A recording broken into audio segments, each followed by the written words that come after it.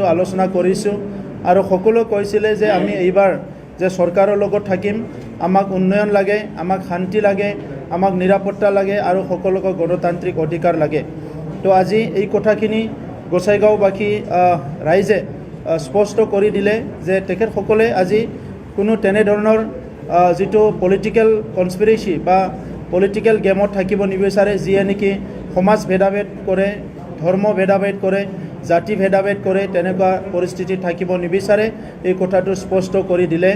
গতিকে আজি এই গোটেই পদক্ষেপ লোৱাত আগ্ৰণী ভূমিকা গ্ৰহণ কৰা কোকৰাঝাৰৰ গাৰ্জেন মিনিষ্টাৰ অশোক সিংঘাল ডাঙৰীয়াকো মই ধন্যবাদ জ্ঞাপন কৰিছোঁ যে তেখেতে আৰম্ভণিৰ পৰা শেষলৈকে গোসাইগাঁৱত থাকি আমাৰ UPPLৰ যি দায়িত্ব আমি প্ৰদান কৰিছিলোঁ, যে আমাৰ ইনচাৰ্জ হিচাপে লৰেন্স ইছলাৰী MLA হিচাপে তেখেতে ইয়াত বহুত দিন ধৰি আছিলে।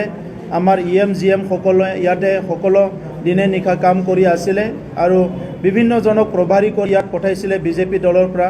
সেই সকলক মই ধন্যবাদ জনাইছোঁ। আৰু এই নিৰ্বাচনৰ পিছতে আমাৰ BTRৰ পৰিৱেশ আৰু সলনি হ'ব। আমি দীৰ্ঘদিনৰ পৰা যিটো আশা কৰিছিলোঁ যে ইয়াৰ প্ৰত্যেকটো প্ৰান্তত, প্ৰত্যেকটো অঞ্চলত উন্নয়ন পাব লাগে, কেন্দ্ৰীয় চৰকাৰ, ৰাজ্য চৰকাৰ আঁচনিবিলাক গাঁৱে গাঁৱে গৈ পাব লাগে আৰু সকলো দুখীয়া গৰীব সকলো শ্ৰেণীৰ ৰাইজে উন্নয়নটো সমানে পাব লাগে, তেনেকুৱা এটা কথা আমি চিন্তা কৰিছিলোঁ। কিন্তু যোৱা সময়ত 17 বছৰে এটা চৰকাৰ আছিলে, যি চৰকাৰৰ নেতাসকলে ৰাইজক সকলো দিশৰ পৰা আওকাণ কৰি, ৰাইজক নেগলেক্ট কৰি তেখেতসকলে ৰাজনীতি চলাইছিলে। আৰু সেইকাৰণে আজি যিটো পৰিৱেশ আহিছে, সেই পৰিৱেশত সকলো ৰাইজকে মই এইখিনি কথা আশ্বাস আৰু বিশ্বাসত দিব বিচাৰিছোঁ যে অনাগত দিনত UPPL দল, BJP দল, যি চৰকাৰ ইয়াত চলিব, আমি সকলো ৰাইজক একেলগে লৈ আগবাঢ়িম। ইয়াত কাৰো ভয় কৰিব লগা নাই। সকলো ৰাইজক সমমৰ্যাদা, সম অধিকাৰ প্ৰদান কৰি আমি একেলগে আগুৱাই যাম।